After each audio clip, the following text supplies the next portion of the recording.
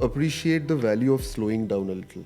I know it's very counterintuitive in today's world, but there are benefits of slowing down. Slow down, absorb, spend more time learning. Be a little less worried about performing. Don't put yourself under that pressure that I need to be X by this age, Y by this age. If it's happening for you, well and good. If it's not happening for you, there could be multiple reasons, and you should not feel that you are the reason for that. You may think you're the best marketer in the world, but trust me, in the absence of a great creative agency and more importantly, a great creative director and a planner, you cannot have great advertising. Often the word data that we use is visually seen as numbers, but data is also knowledge about your brand and business, which is beyond these numbers. Are you a history buff? Yeah, I'm a bit of history buff. What does history teach you about marketing? History repeats itself. So marketers make the same mistakes again and again. Absolutely. East India Company was successful is because they knew what was happening all over India, and one part of India didn't know what was happening over there. East India Company is like AI coming for our jobs. Hi Krish. First of all, thank you so much for doing this. Really excited to have this conversation with you. How are you doing today? Good, great. Thanks for calling me. It happened in a very short time, and I'm looking forward to this. A little nervous, I must say. Tell me, somebody with your the wealth of experience that you have, what does a typical Monday morning kind of look like as a marketer? What are your big rocks? Well, Monday mornings are always unpredictable to start with.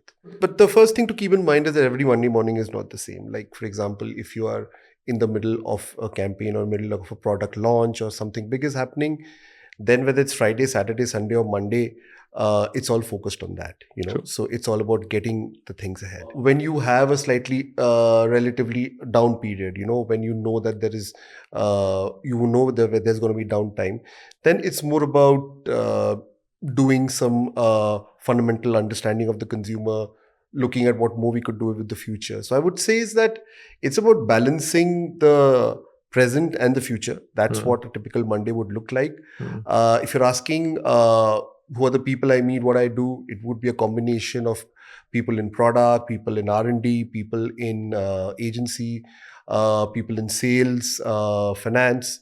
So you will meet a variety of people, and I think that's what most marketers keep doing. Yeah. And as I said, that every Monday morning is not the same. It'll just depend on what time of the year and what you're into at that point of time. So like a mixed bag. So you're not very bent upon that. Hey, Monday is going to be my internal day, and Tuesday I'm going to meet partners and stuff like that. Because No, not at all. Oh, Not okay. at all. I've honestly speaking, I've never had a predictable Monday in all the years that I've worked in. In fact, Monday, as many people know, is a day people hate to get back to work because you're coming off a weekend and stuff like that. Yeah. If you get a weekend, sometimes that is. So, but no, Mondays are not have never been predictable. So tell me something, when you started out, at what point did this dawn upon you that marketing is the career I want to do? Was it progressive? Was it like one big epiphany that you had? Tell us about that. Well, I guess it was sometime when I was in my college, around my graduation time. I wouldn't say in my first year of college, but probably second year, third year after I met some of my seniors who went to B schools, and that is they prepared for CAT and went to B schools and started working in reputed organizations like Levers, P&G, Citibank, and I'm talking about 95 to 98. When you spoke to them, when you met people from the industry who came into college and gave lectures, when you discussed with your friends, and then you figured that, yeah, this is probably something that I want to do. It was probably my second year or third year of college where I said, okay, this is what I want to do. That's when the clarity came in. And you were very bent on it that, hey, this is what I want to do. And because sometimes a lot of people have, like, when you go onto campus, you have all of these micro temptations, right? The iBanking company is going to pay more, or the consulting company is going to give X number of offers. So suddenly a lot of that conviction starts coming into question. Did that happen to you?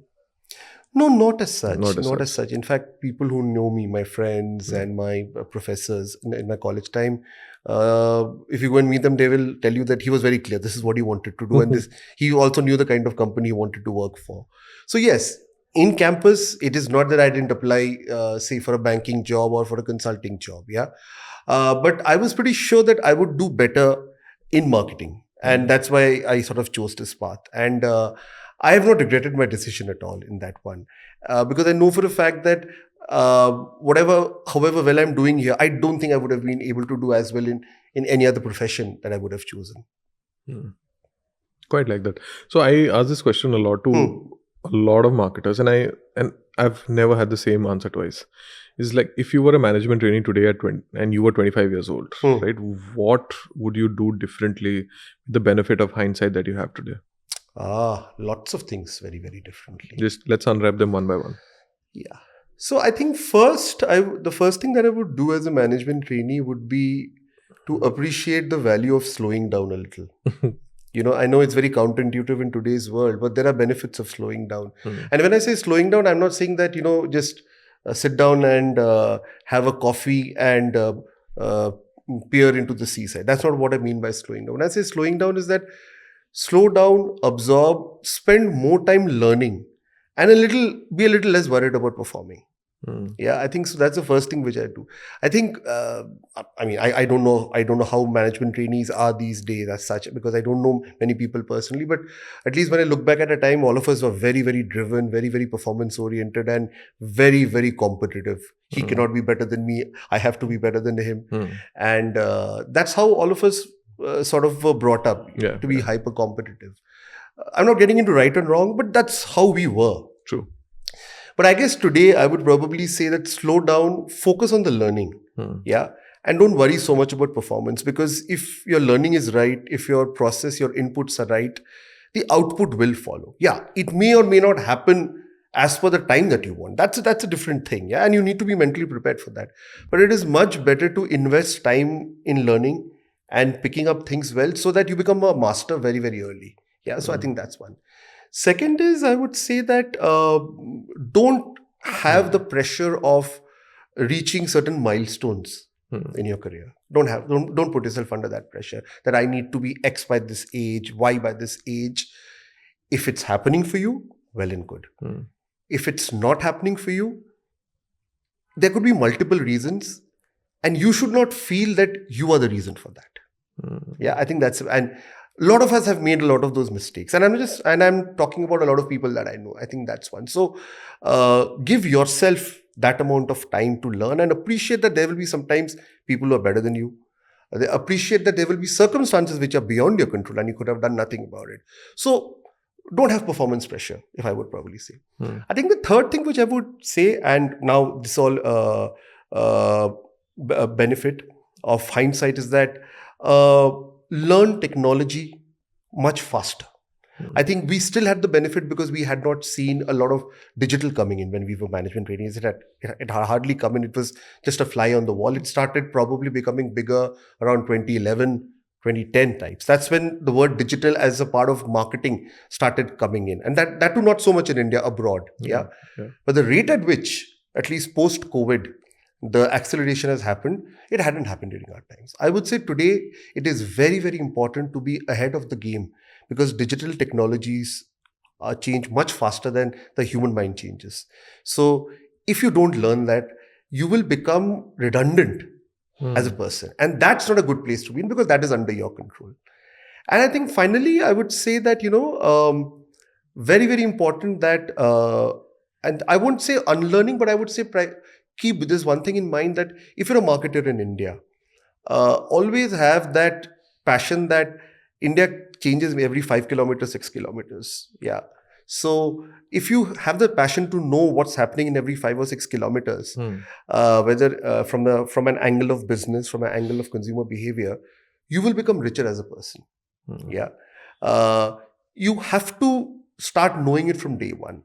More you know, the better you become as a marketer. Yeah. And I guess that's what I would probably tell the management trainees today. The last one probably is not unlearning, it's probably reinforcing something which all of us did as management trainees, and we continue to do that.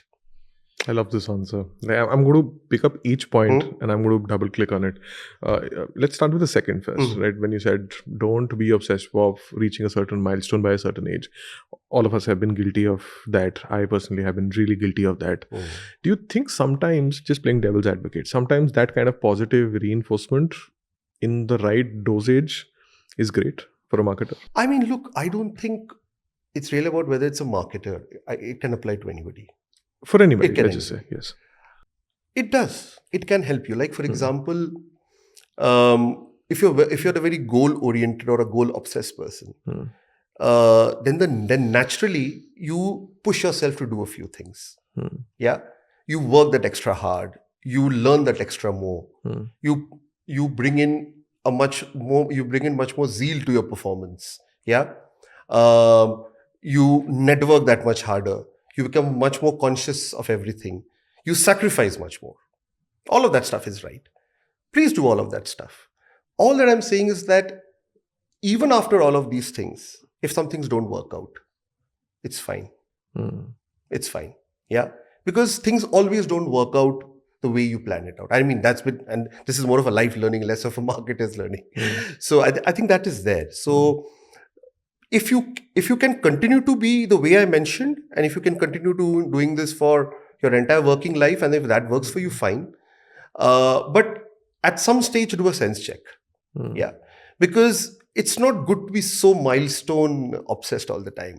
It's not good for you holistically. That's all that I'm saying. I think, I mean, if I again had to double click on it to use your terminology, I'd say that all of it comes with a bit of a trade off. Yeah. Like when you do all of these things, obviously you're giving away something. And I think that all of us at some stage have given away something or the other. You should not, after working for 20, 25 years, regret that, oh, I had to give away all of these things. That regret shouldn't come in. Yeah. And that's true for any profession, whether it's marketing or in finance and stuff like that. So that's the perspective that I would like to give in today.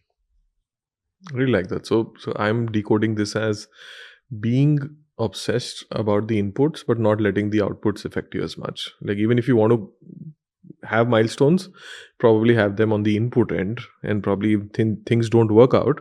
Connecting with your last point is that they could be for reasons not in your control. Yeah. Yeah. They could be for reasons. And today, if I mean, not just me, when we chat up with friends, etc., we realize that many of the things that we think haven't worked out in our lives, etc., was not necessarily because we messed up at some point of time. There were a lot of things which were beyond our control. Like, for example, if you were really going after a particular job and it didn't work out, somebody else got it. It doesn't mean you were bad. Maybe that person had a few skills that was dramatically better than you. You may not have liked to hear that and accept it. That's a different point, but that's true.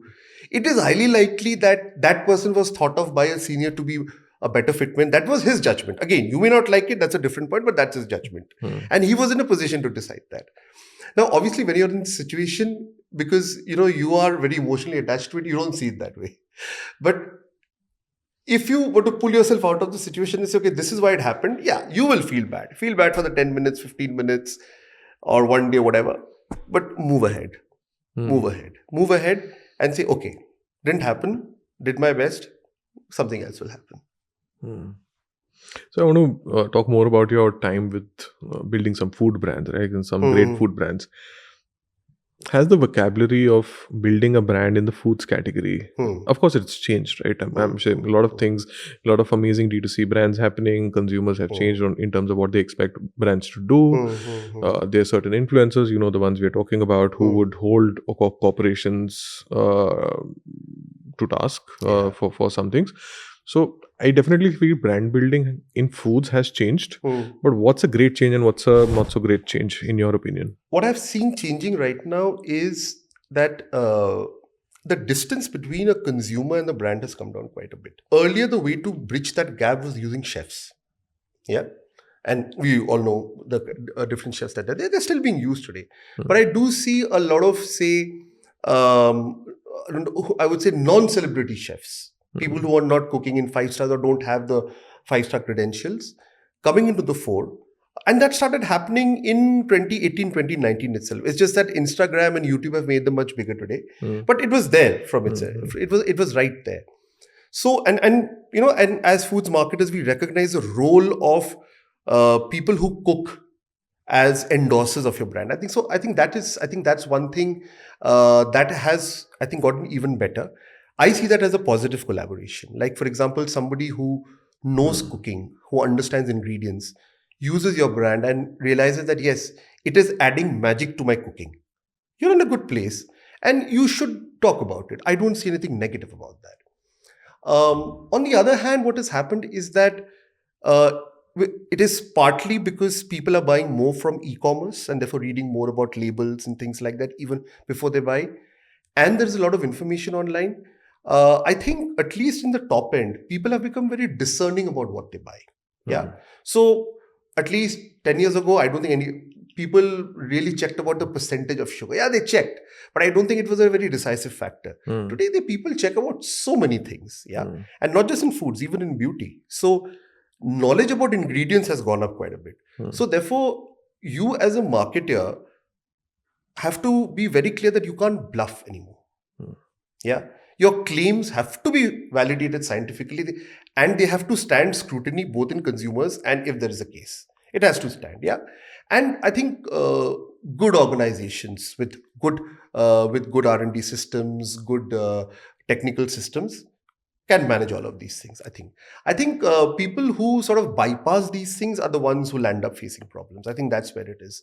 So I think why that's both a positive and a negative. That's a positive and a negative. I mean, for example, again, this is not specific to any brand.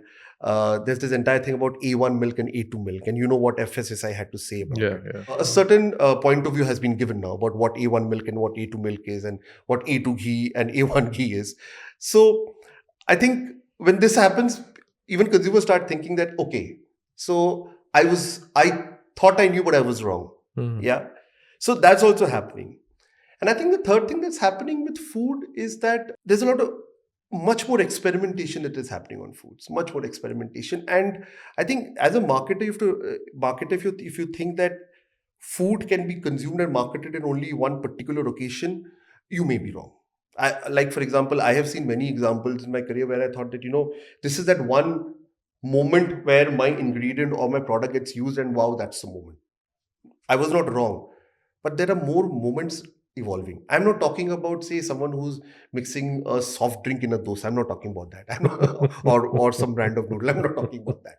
But some genuinely interesting uses of food products across different dish types are coming in, Mm. and you should be open to that, because once you're open to it, you will see small trends that are coming up. And if Mm. you know these trends, and if your product is at the epicenter of that, it's a growth opportunity for you. Mm. And all these things will never get picked up in, say, a traditional research or anything like that. Yeah. It will not get picked up in a volumetric assessment. Mm. Yeah. It will not even come up in a focus group discussion. Mm. It may just come up in an Instagram reel. It may just come up when somebody's talking about it. You should assess the opportunity. Assess the opportunity like a business person. If you think there is something in it, go for it. If you think it's a fad, forget about it. But it just means that as marketers today, you've got to be clued on to so many different things. Mm. Yeah. See, I mean, at least when I started marketing, we all knew that if you did these 4-5 things, listen to these 4-5 sources of information, you were very much on top of your game, or maybe even ahead. Today, that list of 5 has expanded to so many things. Yeah. And which is why today, being a marketer, I mean, forget foods. I think in any business is not easy. Yeah. So a slightly long-winded answer to your question, but I hope I did answer it. But the last part, what's the toughest part of being a marketer today? Like other than the sources of data and truth being multiplied. See, there are many challenges. So let me try to break it down into small parts. I think the first one is what I talked about, is that, many sources of data. I mean, what does it impact first? I think it first impacts your understanding of the consumer. Hmm. If I talk about marketing some 10 years back when I sort of started it, the source of information used to be typically qualitative researches, quantitative researches, feedback from sales, and your own market visits. Yeah. And the past history of your brand. Yeah, whatever handover you got from your predecessor. So all of that stuff. If at all. If at all. If at all. I've been lucky most of the time I've got that. Yeah. Hmm. So I think if you had these 5 or 6 sources, it was very good enough for you to at least get a basic download about your brand and move ahead with that. Today, that is there. But what's also happening is that there are many more sources of information that seems to be coming in, and there are many ways of getting that information. For example, let me give a very small example of this one. Like, for example, if you do testing of stimulus, when we started doing marketing, it was about, okay, you need X amount of time to make one animatic, and then you need to give so much time for it to get into advertising testing. Then you're waiting for the results to come in. which was in today, if I see today's world, a lifetime by itself. How much time was it though? Back in the day? You laugh, yeah. Tell me. You laugh. Tell me. I think we would budget for a large scale film to be made, nothing less than 9 months. No, but from animatics to consumer seeing it. Animatics to consumer seeing it. Well, animatics to consumer seeing it, and animatics testing positive. Subject to testing. Subject to test and no retest. See, I would say at least 4 months. Wow. At least 4 months. At least 4 months. Because see, making an animatic would take you a couple of months. Yeah. It would take a couple of months perfecting it. Yeah. Then it was about a 6-week process for testing, and a week for results, and then decode. If your results are wrong, then try to figure out what the results are there, and then again get into retesting, and then you get it right, and then the agency takes over, the PPM comes in, then they shoot. And sometimes you even do a testing on the final also. Sometimes you have to do that if there were some mistakes. Lag jate the 6 mahine yaar. Wow. Lag jate the. But I'm talking about a world where where in large companies you made those 1 or 2 films a year for big brands. You were not making so many. So a lot was riding on it. Yeah, like for example, if you're making a relaunch film for a brand which is 3,500 crores, it better be right. Absolutely. It better be right. You can't get it wrong. True. So therefore, nobody really put a finger on you that why are you taking so much time. I mean, it's fine you take time, but you better get it right. That's all they would say. Yeah. So I think that was there. But today, I mean, there are mechanisms where you can get your animatics and stuff made very quickly. I mean, I know agencies who do it in some 7-10 days. And there is one research practice where you can show your animatic online to a group of some X number of people, and they will fill up a questionnaire which almost sort of mirrors the ad testing questionnaire, and they can give you qualitative inputs, and all of this thing can happen in 2 to 3 hours. So if you can prepare your stimulus, at least you know that you've made 3 films, which one seems to be working. And I think that's a very great place to be in when you're looking at a new launch and stuff like that. So a lot has changed. And this I'm talking about 2 years back, I'd done something like this, or maybe 2.5 years ago. I'm sure today there are even faster ways of doing things like that. So a lot has changed. And I think I'm happy that this change has happened because it forces me to think faster. It forces me to take a decision in the absence of perfect data, if there's something called perfect data. And it also pushes you to work that much faster because now you know that you can't give the excuse of time. Yeah. Previously, we used to crib, it has to take so much time and we have to get to perfection. Today, they say it doesn't take so much time. So let's do it faster, which also means that you've got to work that much faster. And the positive is that, okay, if you fail, you know that you've got the time to make it up. Yeah. So I will say there are only positives in today's world, honestly. Only positives. I'm not willing to believe that. I'm sure there are quite a few negatives also that you feel are there. वो तो तभी भी थे यार. वो तो तभी भी थे. I mean. No, but something which has become worse in the way we do things as marketing ecosystem. Yeah, I mean, I would. Yeah, okay. I wouldn't say it's become worse, but I think what's happening is that because things can happen faster, sometimes the quality of output that comes in, quality of creative output that comes in, leaves a lot to be desired.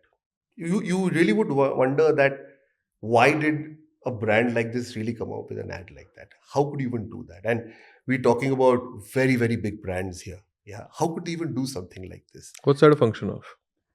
Many things. One is need for speed.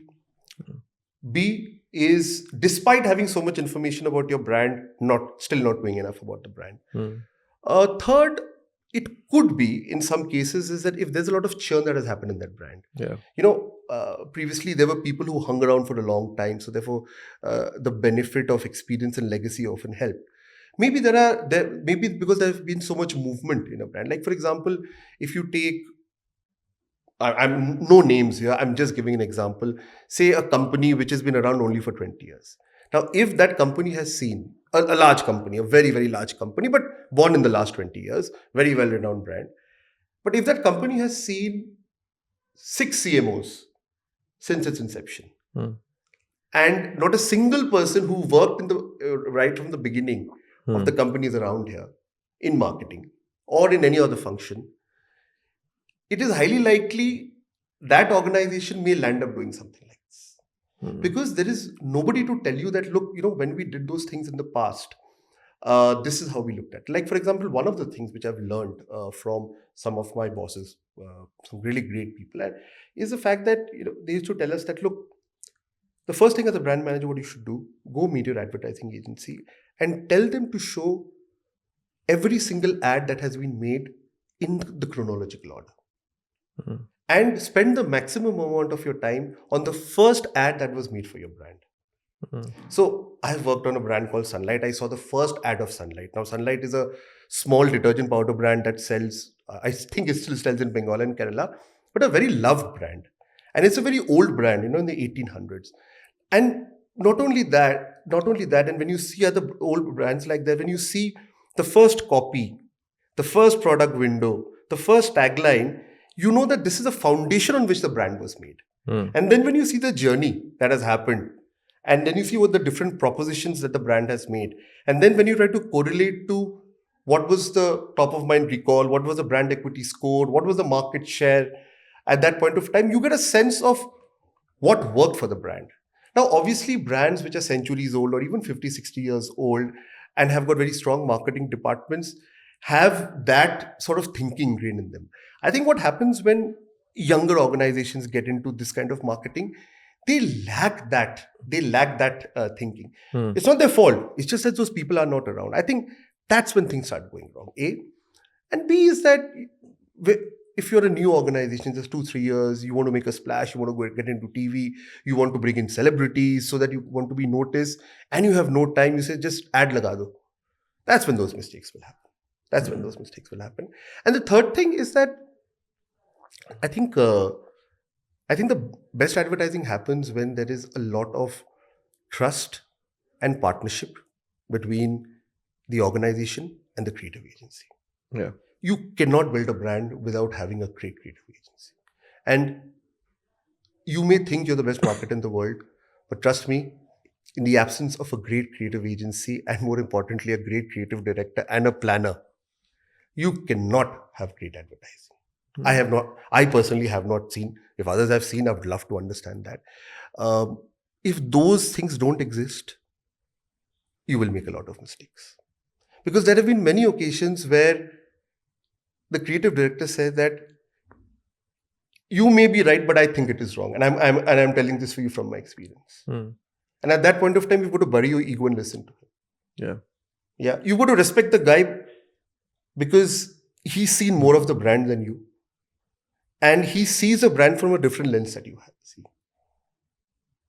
And that should continue. See, I can talk about these things because I've been through a fairly long journey. Now, anyone who's not been through this journey will not be able to necessarily think like this. Yeah. Over a period of time, people learn this. But given the fact that there is so much happening, given the fact that today people are okay spending more money creating Instagram posts and monetizing that and spending a lot of money on performance marketing, some of these good practices seem to be going away.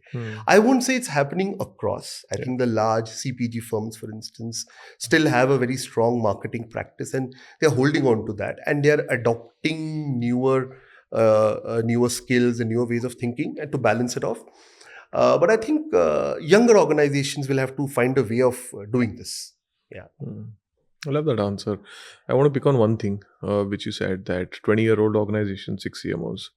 Why do you think the average tenure of a CMO keeps decreasing every successive year? Why is that happening? It's very interesting you ask me this because a few months back, there's an organization who's doing a research asked me exactly this question.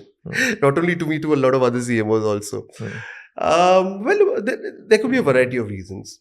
I think what typically happens is that, somebody who's become a CMO wants to progress to other roles, maybe business roles. So I think therefore CMOs move. That's one. Second is that there could be natural churn. CMOs moved out, got a better opportunity, and that's there. And third is that maybe the CMO could not deliver as per the expectations. So when you put all of these things into the picture, you will see that people are changing roles a lot. But I would say, honestly, it's a combination of the first and the second. Because the natural progression for CMO is to move to a larger leadership role. Yeah. That's what's aspirational for all CMOs. And I think once somebody sees a line of sight in that, then they move ahead for that one. Yeah, so that's there. But these problems can be mitigated if you've got a good second in line. Like, okay, a CMO can move, but if there's a good second in line, nurtured by the CMO, he can take over. So at least that consistency is there. Now, if that second line is also thinking the way the CMO is thinking, then you have a problem. And it could be that also, yeah. But that's a good outcome, right? Like if somebody is moving on to a business role, going to a different organization, there's also a less than desirable outcome, right? Like a lot of people talk about forced retirement of CMOs, right? Beyond a point at which there's slightly lesser relevance. Some people become expensive. There's a cheaper, faster alternative out there. Talk to us on how much truth there is to it. What do people at the top actually feel about this? So I would recommend reading this book, Quantum Marketing. This is by Raja Raman, the CMO of MasterCard. He addresses this thing very perfectly. So, look, there is truth in that. I will not deny the fact that there is no truth in that. But you have to really see it from a very different lens. I don't like, for example, if you are in the CPG world, I don't think this is really relevant because in the CPG world, marketing and business is intertwined. So I don't think anybody who's doing a marketing job really feels that he's irrelevant. In fact, he feels he's very, very relevant. So I think that's one. I think the challenge that happens is where marketing is seen more like a communication function. Yeah.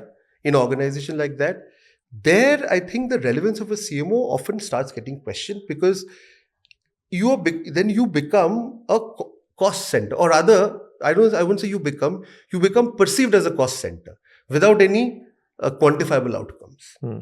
Yeah. Now, I think the answer to that is very simple. And if you read Raja Raman's book, he's also very clear that a CMO has to justify the outcomes of his actions quantitatively. And if that happens, nobody has a problem. When those actions are not justified, then they say, why do we need a CMO? That's one. And I think the third thing that is happening, I think which is probably that's happened in the last 2 to 3 years, I think there is a shift towards what I call this entire space of digital and performance marketing because the results are more quantifiable there. See, I think the moment people started slicing marketing into brand marketing and digital marketing and product marketing, I think that's when these things started happening. And when people started seeing that, okay, it is possible to slice and get people who can do all of these things, then I can really choose what I need. Like, for example, I know somebody, we were just having a conversation, he says कि यार मुझे एक CMO hire करना है. तो ऐसे कर लीजिए, आपकी अच्छी कंपनी है, बिल्कुल हायर कर लीजिए. तो he asked me क्या प्रोफाइल होता है, क्या सैलरीज होता है. I told him if you are looking for a CMO with so many years and tier 1, this is going to be the cost. It's good, yeah, no problem. I'll offer him this, I'll offer him stocks. Very good. Then I met him some 2-3 months later. I said, how's your CMO search going and stuff like that. No, yaar, I changed the brief. I said, kya hua? No, I actually want someone who has worked on the e-commerce side, who knows performance marketing, and who can deliver sales for me in the e-commerce channel. So I said, 3 mahine mein, how did this thing change? And he explained it to me. He says, he says that, look, I'm not a marketing guy, I'm a business guy. And I also started understanding what a CMO does. And when I got deeper into it, and I realized that what do I really need right now? I need this kind of a person. And if a person like this is available to me, why should I not take that? Fair. I said, fair, which is a fair thing. But then what happens is that as marketers, you suddenly feel, oh my God, as a marketer, am I becoming irrelevant? You are, if you do not know what performance marketing and digital marketing is all about, then you will definitely become irrelevant. You can't just sit back and say, no, I know the classical marketing, I know what positioning is, I know what consumer psychology is. That you're expected to know in any case. But if you don't know these things, you will become irrelevant. And for that, you have to start upskilling yourself. That's become very, very clear. Because the world is changing much faster than you are. True. Truth be told. But you're not a fan of putting marketing, I don't want to say silos, but basically compartmentalizing it as brand performance product. You're not a fan of that. See, you can do it provided that the person, there is somebody who's stitching it all together. If you are working in silos, then it's a problem. If the organization is working in silos, then there's a problem. But if there are separate teams, and I believe there should be separate teams doing it under the overall vision of a chief marketing officer or a chief business officer or chief something, then it's fine. Because someone has to see that it is all a part of the same brand. Same business. Yeah. If that's happening, it's fine. Yeah. A related question can be, can one person do all of that stuff? Why not? I mean, if you've done sales and you've done marketing, why should you not be able to do performance marketing and brand marketing? Do you think the competencies are different for, say, somebody doing what is called retention marketing? You just call it that, right? You're a consumer tech firm. Correct. You want people to come back, not churn. That's your KPI. Versus somebody doing content and social, where you are absolutely top funnel, brand love. Those metrics are your KPI. My belief is that these can be very, very contrasting competencies in a single human being. Then how, in case they are, and we acknowledge that they are, at the very top, how do we feel that one person would have the competency and context, more importantly, to be able to stitch it all together? See, I don't disagree that you need different competencies. But I have seen people who can do both. I have seen people who can do both. Yeah. So therefore, I have a bit of a bias in this matter. Yeah. That's one. And second, I also believe that even if your competency does not exist, you can work at it. Yeah. Like, for example, nobody really taught us sales in B school. Or whatever we learned about sales in B schools versus what I really experienced when I actually did sales, there was a difference. Yeah. But you learned and picked it up, right? Nobody ever taught you that how to talk to a distributor. I mean, there could be some 20 papers on that one. But when you went and talked to a distributor, say, in a very small town in Bihar, do you think any of your B school education would have helped you? Zilch. Zilch. What would have helped you is that at that point of time, if you knew your business, True. And you knew that the person sitting across the table is as intelligent as you are. And the other person realizing that this guy is also intelligent, so let me not fool him, right? So we learned all of that stuff. Yeah. Correct? We must have learned some form of multivariate statistics in B school. Yeah. But when we did analytics in our jobs, was it anything similar? No. Addition, subtraction. Exactly. I mean, say, even if you get into Power BI and stuff like that. But we all learned it that way. We all learned. Correct? Yes. We may have studied some form of physics or chemistry in school and college, but did it really help that much when you went and spoke to your R&D? If you were in, say, a manufacturing organization? A little bit, not much. Not much, yes. And let me give you another example.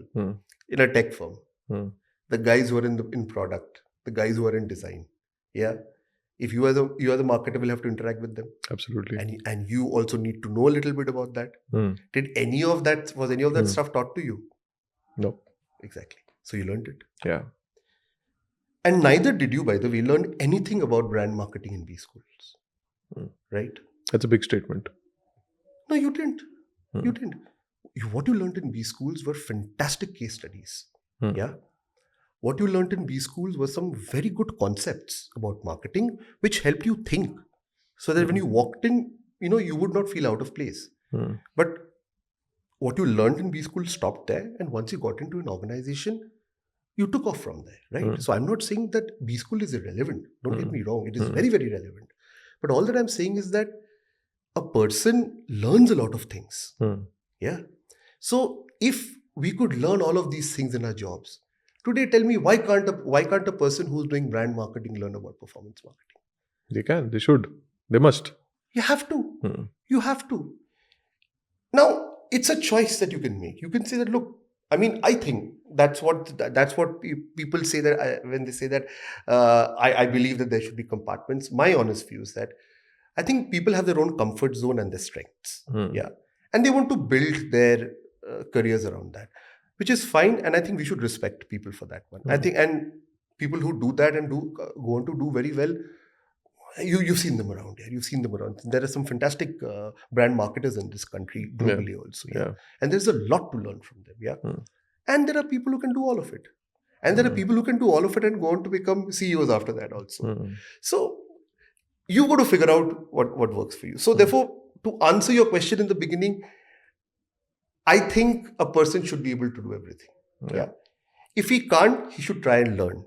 Even after learning, if he's not able to do that, then he should go back and say, okay, this is my strength, let me focus on that. Yeah.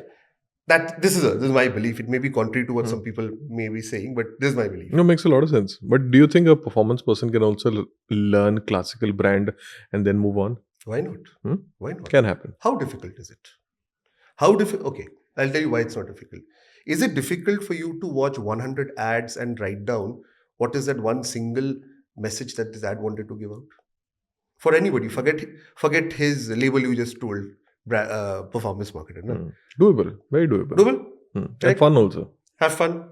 Okay. Can he look at a piece of packaging and write down 10 adjectives that describe it? Adjectives that describe it. True. Yeah. He can. Okay. Then can he start thinking about his brand in that way? He can start, na? Yeah. There you go. Learnable. Why can't you do that? Why can't you do that? You have to be willing to learn. You have to be willing to learn. I mean, and the best thing about marketing, people are willing to talk. You message somebody, said, sir, I want to pick your brain on this. You may not even know. Message him on LinkedIn. There is a 90% chance that you will get an answer. Go meet that person. Sit in some advertising festival. Meet the creative directors of ad agencies. They will help you. हाँ, उसके बाद भी अगर लगता है आपको कि नहीं यार ये it's not my cup of tea, then that is a very good self-realization. But ये मत कहो कि मुझसे ये नहीं होगा. ये तो मैं विश्वास नहीं कर सकता. इंसान सब कुछ कर सकता है, कोशिश करे तो. Love that answer. I want to pick up on one thing you said a couple of answers before. Where you said specifically absence of perfect data. That's the term that you used. Now let's think. I'm quite a big fan of Rory Sutherland, right? I'm sure. Sorry? Rory Sutherland. I'm a big fan, right? So correct. I read his book Alchemy, and it kind of changed a lot of things for me as a marketer. Now the question is, a lot of times marketers are guilty of surrounding themselves with a lot of data to give that sometimes false sense of comfort. Let's just call it that. And sometimes that diminishes the role of gut, intuition, magic in marketing. Because at the core of it, I don't think it's a left brain, right brain argument. I think it's a lot more complex. So sometimes do you think marketers are guilty of leaning on data way too much when there should be room for more subjectivity, counterintuitive to what they've been taught? No, in fact, why marketers? I think as professionals, all of us are guilty of that, because there's also saying that if you torture data in a certain way, it'll speak. So it all depends on what torture the data goes through. True. I think that is there. So I won't really fault marketers for doing that. I think people generally do that to serve a certain purpose. That's one. But the point you make is a very valid one, and it's a challenge which a lot of marketers face. And I think this especially happens when it comes to a decision in creative output or to an extent in brand strategy. I think that is where this debate really comes out. Like, for example, if you have hard quantitative data saying that, look, this film is not going to work, but basis whatever testing that you've done, but your gut feel says otherwise, what do you do? Now, I think at least data, if you go by data, you will say, look, the data is telling me it's not going to work. I cannot take that risk. Nothing wrong in that one. But very few people will say that, no, my gut says so and I'll do that. For the simple reason, they don't want to take that risk. Or maybe his gut feel hasn't developed that way for him to do that. So, I honestly cannot give you a straightforward answer to that, because I think, because of the kind of investments that go in marketing, the risk levels become very, very high. And you just can't say that, I believe this is going to work. Yeah. I think very few people in my limited experience I've seen have been able to do that successfully. Very, very few people. And those people, I can tell you, are very exceptional also. Yeah. They are there because of their exceptional talent in general. And I've equally seen a lot of people taking this gut call and failing miserably. So, ऐसी situation जब हो जाता है, आप क्या करोगे आप? Because see, if it was, let me put it this way, if you were doing marketing for your own business, would you take a call based on data or on gut feel? What would you do? You will go with, I think you will lean more towards data, because there's a lot at stake. Yeah. Because why? You want to minimize risk. So True. if you were to do that for your own business, Hmm. why would you not do it for somebody else's business? Makes So sense. I think I would say I wouldn't call it a safe thing. I would say it's a sensible thing to do. Hmm. But at the same time, if you're just very data oriented and you don't have a gut feel in marketing, it could be limiting. It could be limiting because I'll tell you what happens is that testing often doesn't tell you testing is done with some 200 people. You've called some 200 people in the middle of the day and you've told them, ये ad देखिए, ऐसे सवाल, ये सवाल उसका जवाब दीजिए. He could be just clicking that. He must have had a fight with his wife, or the wife must have had the fight with the mother-in-law. You don't know what's happened. उस mood में आके आपका ad देख लिया. हो सकता है कि the same ad which they saw after 20 days, they will react very, very differently. You don't know that, but you can't control any of those things. So there is a risk even in testing. So if you don't develop a gut, then you're also putting yourself at a bit of a risk. Hmm. It also means that you've not had a holistic understanding of your brand. Hmm. Like, for example, I can tell you one situation that happened for a very big tea brand.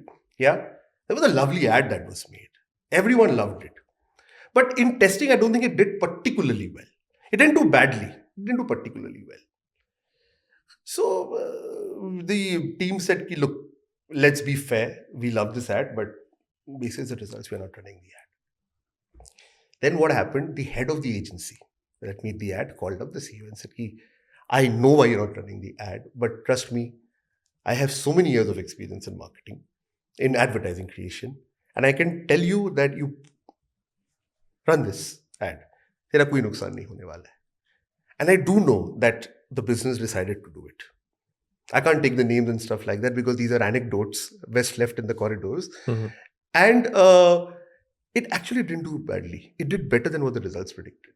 Mm-hmm. Now, was the data wrong? No. Was the decision wrong? No.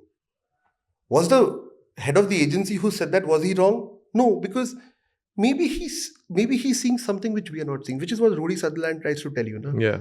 Because if you keep looking at the same pieces of data, आपको वही दिखेगा. But if you have that mindset that there are other things that are happening in the background, then you become a different sort of a person, which is what a perspective also brings in. Yeah. So hats off to the CEO who listened to this guy. Of course, yeah, that person was a legend by itself, and it's very hard to say. It's like Sachin Tendulkar coming and saying, "You play the shot, you'll get a 6." It's very you can't say no to him. See, when you're saying tea brand, advertising legend, I think we figured out what brand are you talking about. But I get your point. Yeah, I think I do feel, and I talk to a lot of people about after having read that book about the room for more magic. And kind of, it's a disservice to use the word magic, but it is what it is, right? Like more anecdotes, like just beyond the data. Maybe have a equal foundational understanding, common vocabulary of what the data are saying, but then beyond it.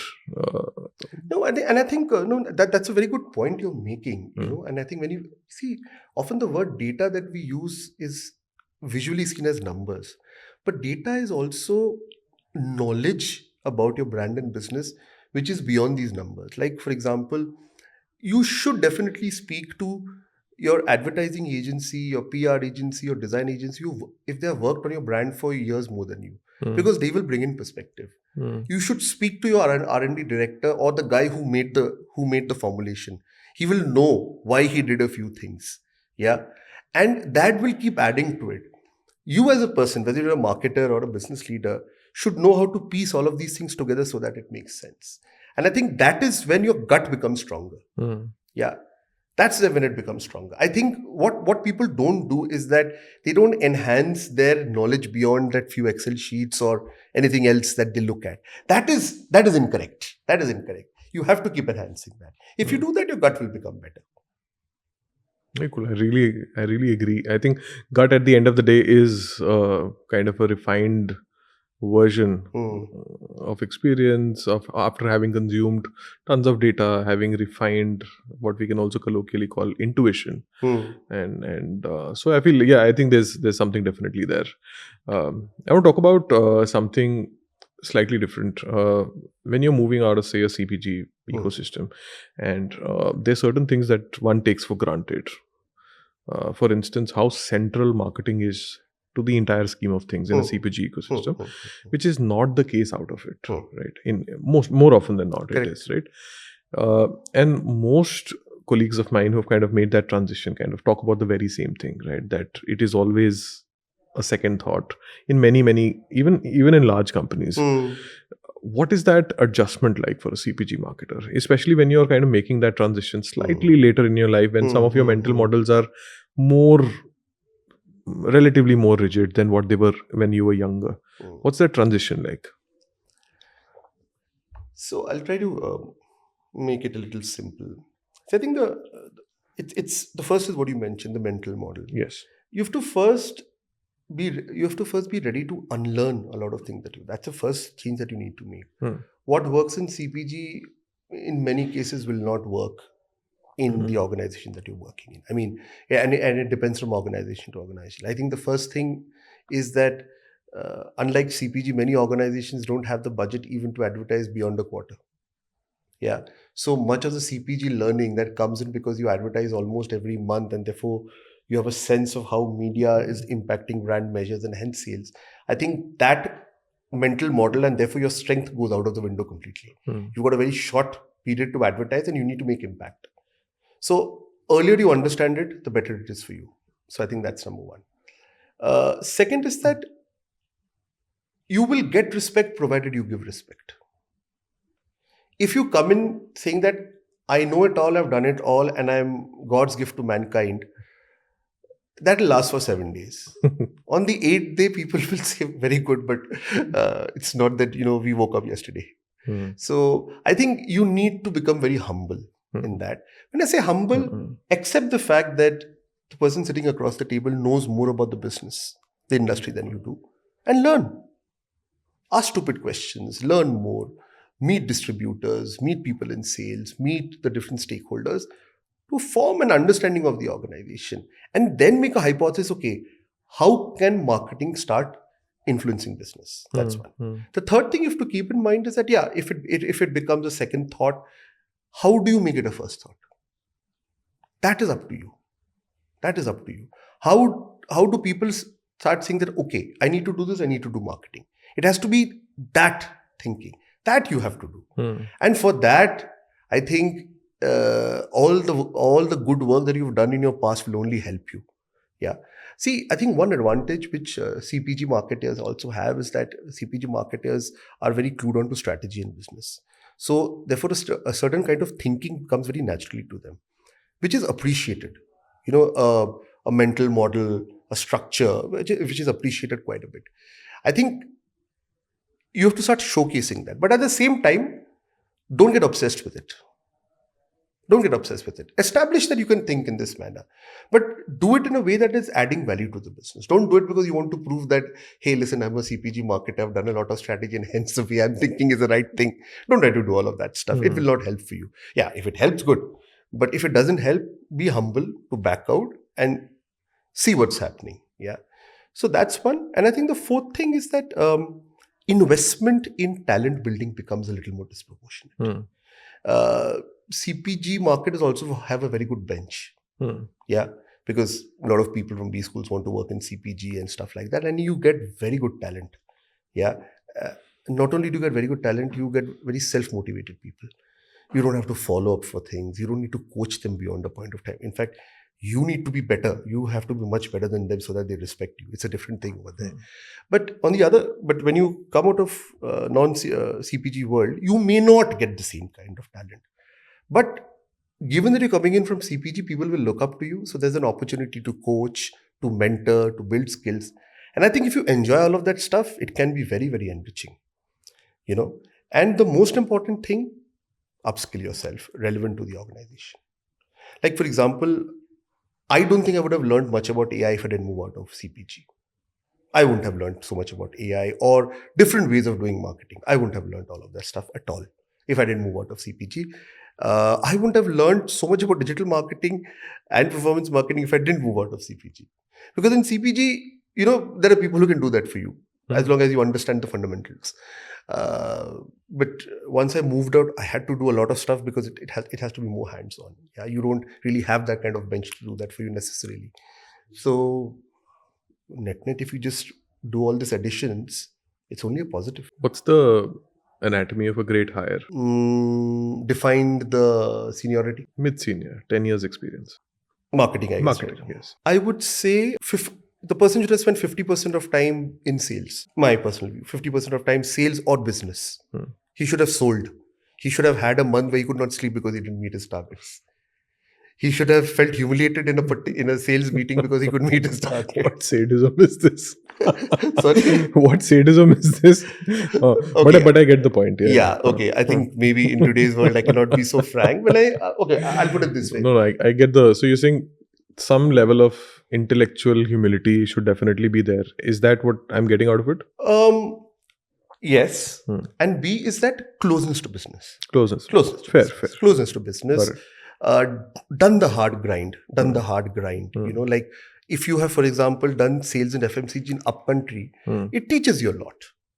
Yeah. If you're traveling in a train, not in a non-AC, there are a few things you learn about life. Na? If you're not staying in a great hotel, you learn a few things about life. If your power goes off, raat ko, and it doesn't come on for 2 hours, and you know you need to wake up to catch the train, you learn a few things about life.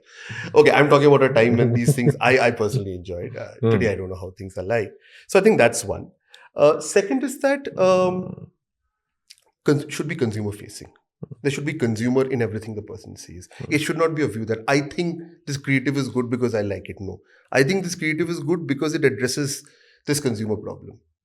So linkage to consumer. Perhaps I would say that must have some appreciation for the creative side of things. Some appreciation. I'm not saying that you need to watch world cinema. I'm not saying anything of that stuff. But you should know popular culture. Yeah, like you should enjoy watching Bollywood. You should enjoy watching Bollywood. You should enjoy watching ads. You should like Coke Studio. Yeah, you should understand the impact that Coke Studio can make as far as popular culture is concerned. I'm just taking example of Coke Studio. Yeah, you should listen to podcasts. You should read books. So I would say a combination of someone who's done business, someone who's consumer oriented, and has an appreciation for that softer side. I think that last part would be about 20, 50 would be business, and 30 would be consumer. That's actually quite good and quite balanced. Quite enjoying this. And I would now in today's world, as I would also add a layer of how well he understands digital. How do you gauge that? If he's done work in digital. Okay. If he's done work. Some hard work. हाँ, some hard work. मतलब एक media plan उसने कुछ बनाया है, उसको कैसे evaluate करते हैं. I mean, okay, I'm a little old school. Do you know the CPM rates of this particular inventory? What are the fair. Yeah. Why not? Yeah. While media is something that you learn, but if you know it from beforehand, then you can have a view. Yeah. Makes sense. So we'll close it out. Give me some books or podcast recommendations that you really directed towards a young marketer. 3. Byron Sharp. How Brands Grow. Yeah, How Brands Grow by Byron Sharp. Quantum Marketing. The CEO Factory by Sudhir Sitapati. Definitely must read. I haven't done too many podcasts in this area of marketing, so I'm the wrong person. I've been listening to podcasts of William Dalrymple because that's something which I like. You're a history buff? Yeah, I'm a bit of history buff. Yeah, so William Dalrymple is something which I'm now addicted to. The Empire. In case you're interested, please listen to it. It's better than a Bollywood movie. I can tell you that. It's got so much drama. Okay, last question. What does history teach you about marketing? What does history teach you about marketing? Well, history repeats itself. That's all that I So marketers make the same mistakes again and again. Absolutely. What history can teach you, and I'll probably link it to India's history. You see, when the East India Company was slowly taking over parts of India, I realized why it happened. It probably happened because one part of India wasn't really talking to the other part of India or knew what was happening over there. And I somewhere realized that if marketers actually start thinking like that, they're just going to get swamped after a point of time. So maybe that's the thing. It's not the perfect of example, but yeah, maybe that's the thing. if you go back to India's history, Hmm. I think the reason why the East India Company was successful is because they knew what was happening all over India, and one part of India didn't know what was happening over there. So, and they didn't get the big picture. Somebody else got that. Hmm. So, yeah, I think that's the Super interesting. Like East India Company is like AI coming for our jobs. thing. But yeah, that's a fun way to close it all. I love this conversation. There's a lot that we took out of it. I'm sure like young marketers listening to it would definitely. And you know what? I really love whenever I would pose you a question, you'd say, okay, there are 3 reasons why. 1, 2, and 3. So that I particularly enjoyed. Thank you so much, Krish. We hope to have you again soon, and we'll keep a lookout on what you do next. Absolutely. My pleasure. Thank you for inviting me. Thank you. Cheers.